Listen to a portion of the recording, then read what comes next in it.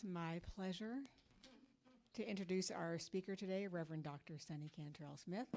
I could tell you a few things about her, but I won't. What I know that's official is that she is the elected spiritual leader of Centers for Spiritual Living, our global organization. She is the founding minister of Ahava, and it started with an idea in her mind in ministerial school. She served the larger organization in many ways, including 6 years on the Ministers' Council. And she has been actively involved in Lexington and beyond. And she's an amazing person. So with that, Reverend Dr. Soni Cantrell-Smith.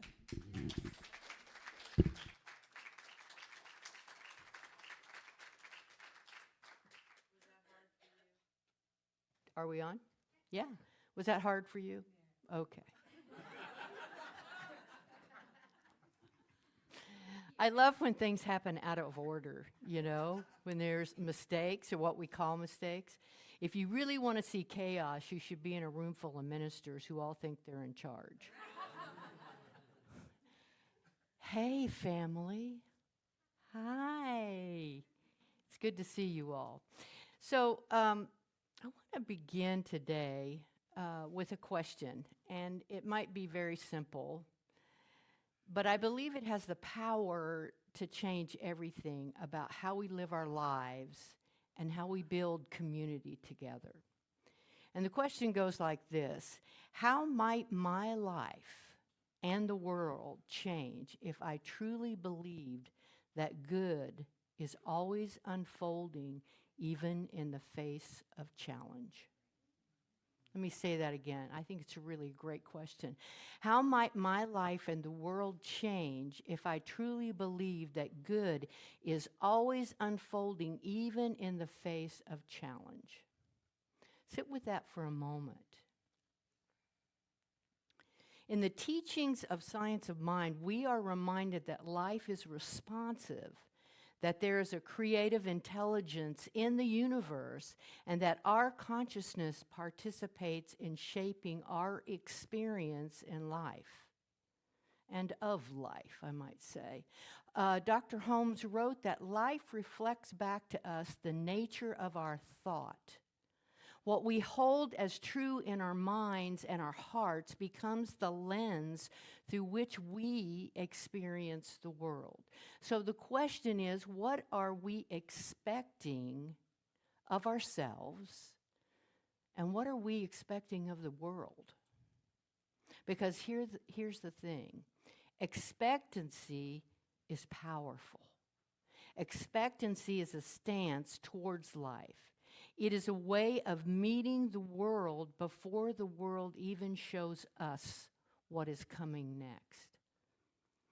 So today, I want to explore how expectancy shapes our individual lives and the communities that we create together. And it's not only about Ahava.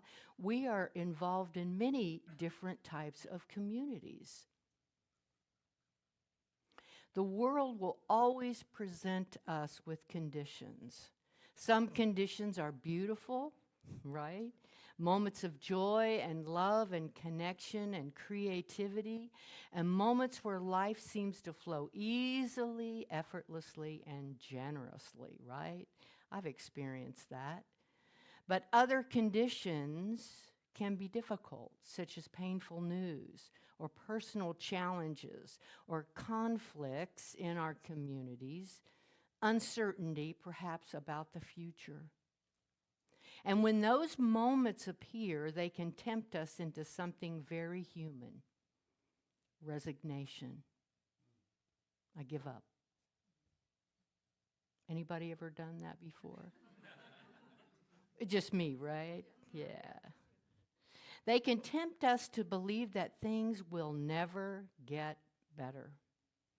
They can tempt us to believe that division is inevitable, that conflict is permanent, that hope is naive. But spiritual teaching asks something different of us. It asks us to cultivate the courage to expect beyond appearances. This is not about ignoring reality or about pretending that pain does not exist.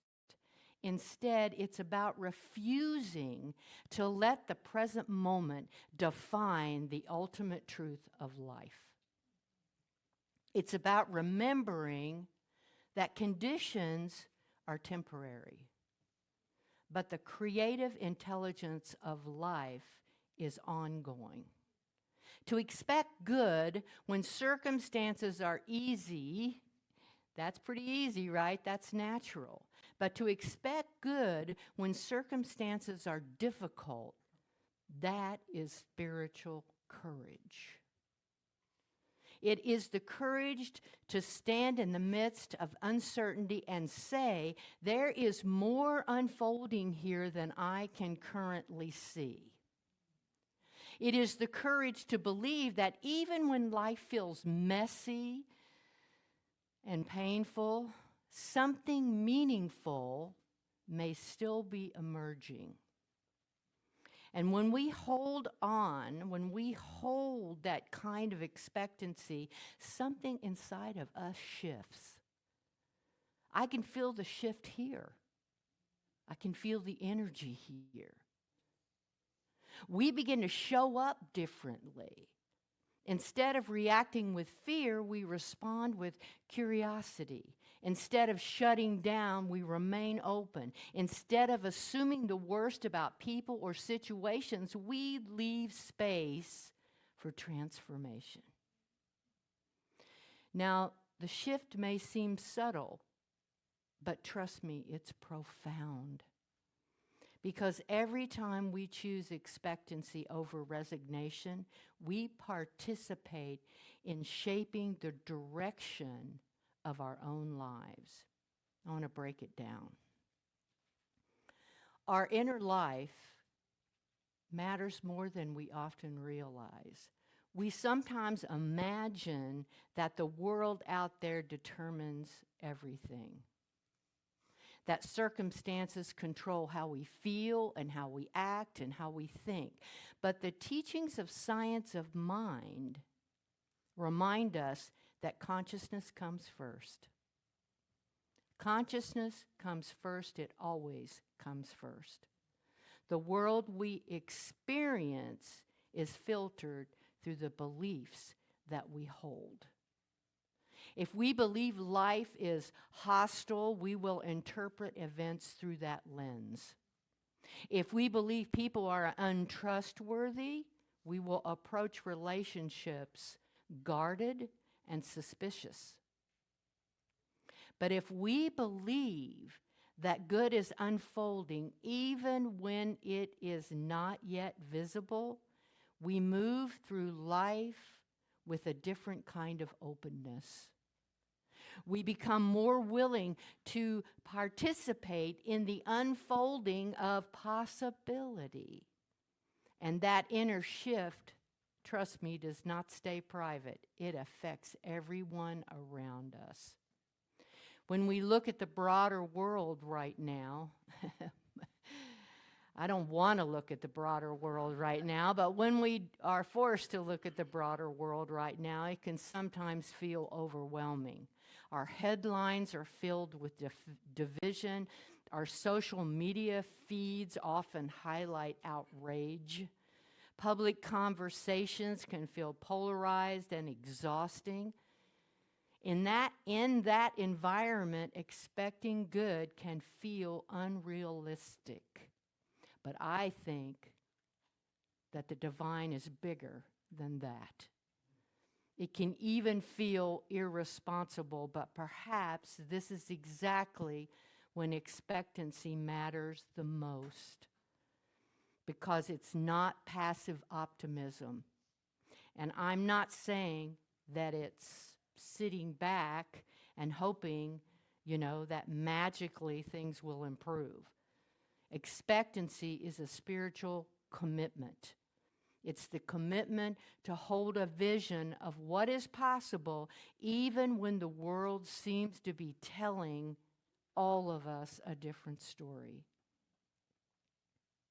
When individuals, you and me, when we begin to expect more of ourselves, more compassion, more understanding, more courage, what happens is we begin to shift the field of consciousness around us. You know, do you ever walk into a room and meet someone and you back away? Or you meet someone and you can't wait to hug them? We begin to shift the consciousness in the room. Everyone does it, whether they're aware of it or not. And that is also how community begins to shift and change. Let's think about it. Community is more than a collection of individuals sharing physical space. Community is a shared atmosphere of consciousness. It's a collective agreement about what is possible between all of us. When a community expects conflict, conflict tends to arise. When a community expects division, division often deepens. But when a community begins expecting healing, connection, and growth, something new becomes possible. Expectancy becomes contagious. One person sitting here this morning or watching online who is living with hope can inspire another. One person choosing compassion can soften a difficult moment. One person holding the belief that healing is possible can open the door for transformation for all of us. And when many people hold that expectancy together, something powerful emerges. Community becomes a place where possibility is practiced. Living in expectancy is a spiritual discipline. Science of mind teaches that thought is creative.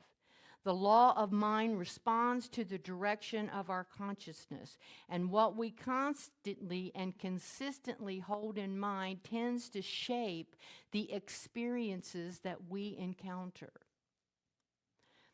This doesn't mean that we control everything that happens in life. Lord, I wish I could. Whew, it'd be a different world right now, I'm just telling you.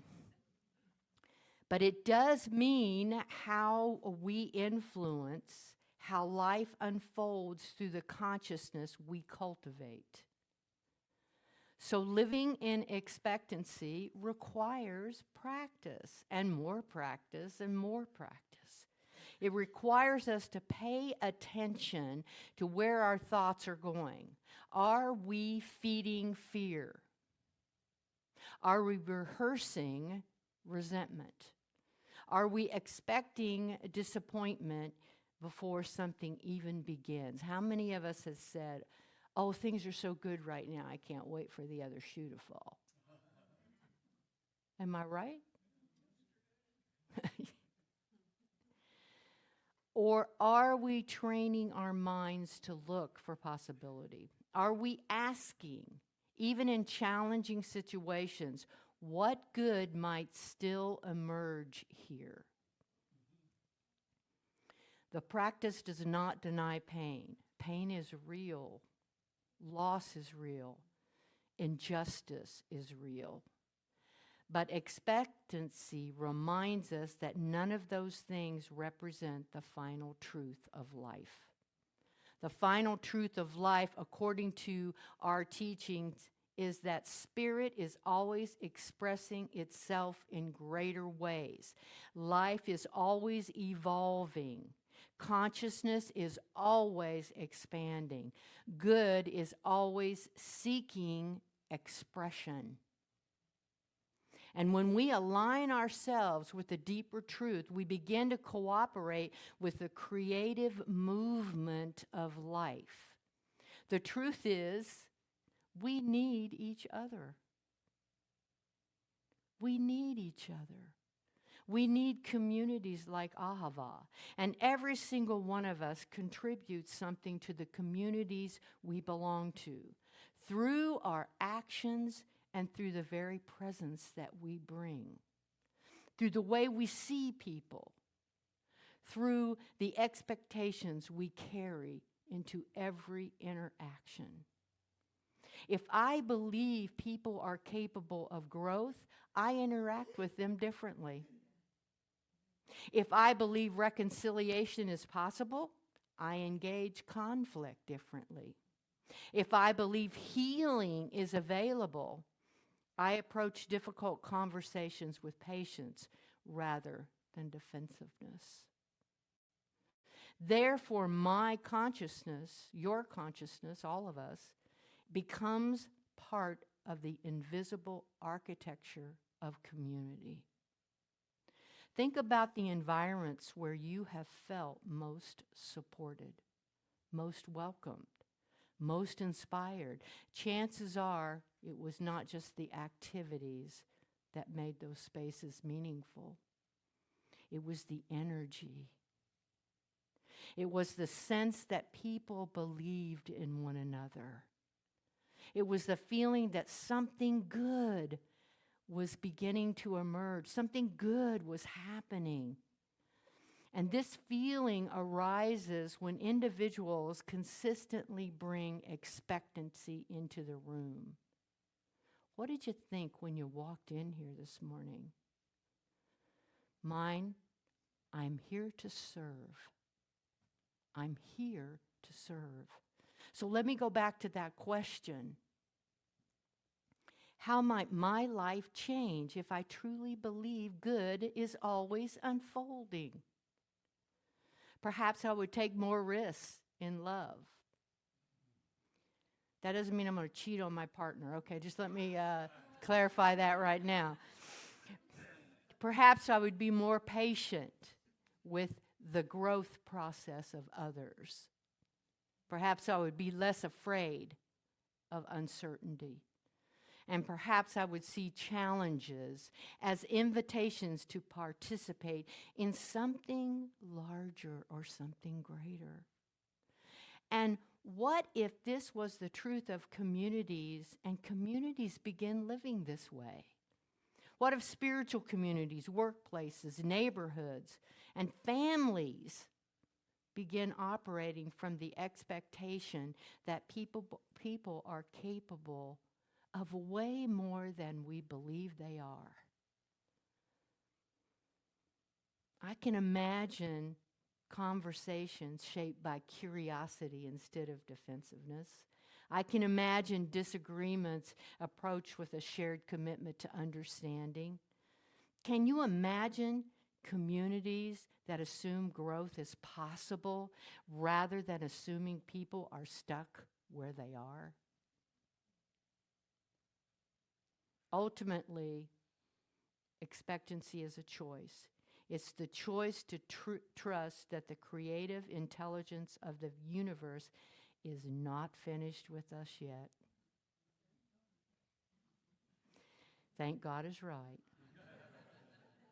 It is the choice to believe that love still has work to do in the world. It is the choice to participate consciously in the unfolding of that good. Every day, we're invited to make that choice over and over and over again. So as we move through this week, I invite each of us to hold this question close. What would change in my life if I truly expected good to unfold? How might that expectation influence the way I speak, the way I listen, the way I show up for the people around me? You know, as I was reflecting on this idea of expectancy and possibility, I found myself thinking about the musical Wicked. Anybody seen the musical Wicked? Yeah. Many of you know the story. It's the story behind the Witches of Oz, and it's at its heart, it's a story about how people are seen, judged, and misunderstood. One of the central characters, Ahava, spends much of her life being misunderstood. And people look at her and assume that they know who she is. But you know what? The truth is always way more complex. And there's a song in Wicked, Defying Gravity, that illustrates the moment when Ahava makes a choice to no longer live by other people's expectations. She chooses instead to live according to what she knows to be true in her own heart. And she sings these words, "Everyone deserves a chance to fly." And that line has always moved me. And in many ways, that is what spiritual community is about. It's about creating spaces where people are not trapped by the expectations that limit them. It's about creating communities where people are seen for their possibility rather than their past. And it's about believing deeply that each person deserves the chance to rise, to grow, to transform, to fly. And there's another song from that musical that really touches me. It's a song called For Good. And that speaks about how our lives touch one another in community. This is illustrated by the lyric, "Because I knew you, I have been changed for good." And that's what community can be. A place where we can support one another. A place where expectancy lives. A place where we remind one another again and again and again that good is still unfolding right here, right now, even when we cannot yet see the full story. So maybe this week's practice is really simple. To walk through the world expecting that people can grow. To expect that healing is possible. To expect that something beautiful is emerging from the moments that seem uncertain. And to remember that what we hold in that expectancy together will help create community where everyone has the chance to fly. And my friends, when that happens, we do not only change our own lives, we help change the world. Shall we go into prayer?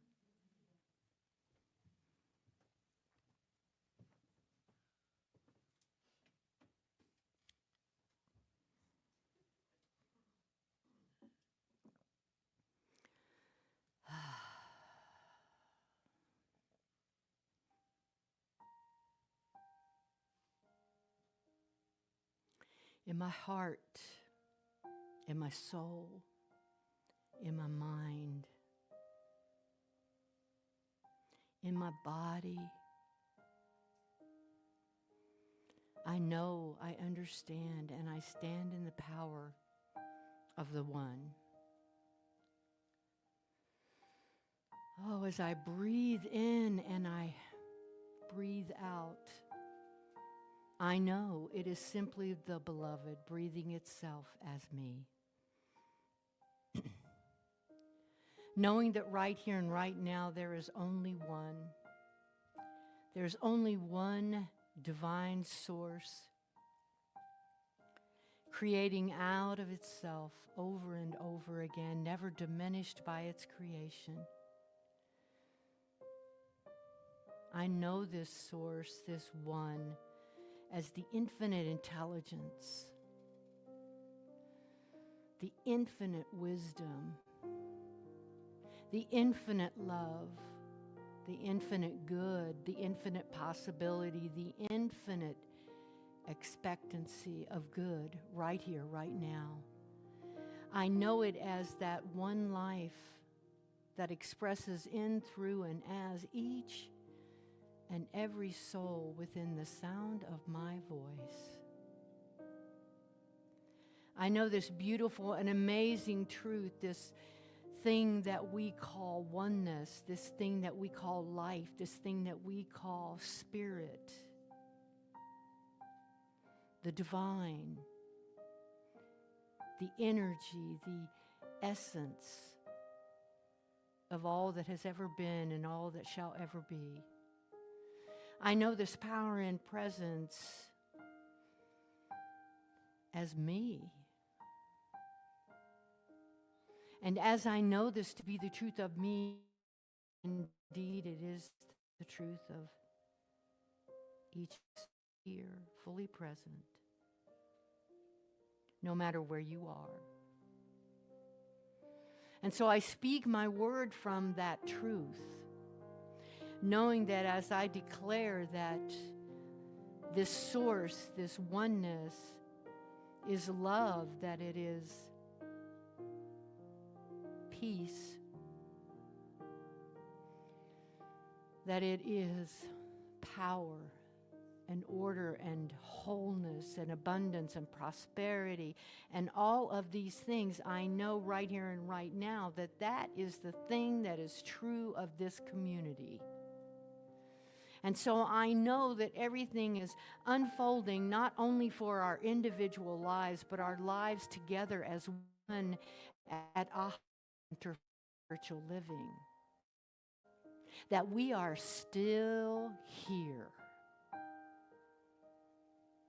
And I know that this divine order that I speak of, that everything is unfolding perfectly and magnificently, supported in, through, and as love, in, through, and as abundance and prosperity, knowing that all of Ahava's accounts, now and continuously, are filled with an all-sufficiency of visible funds to meet all of its needs and wants and desires and commitments to share and to spare, that it is filled with love, that it is filled with possibility and expectancy, that good is right here, right now, regardless of what we may think, see, feel, or hear, that everything is unfolding in that good. It cannot be stopped.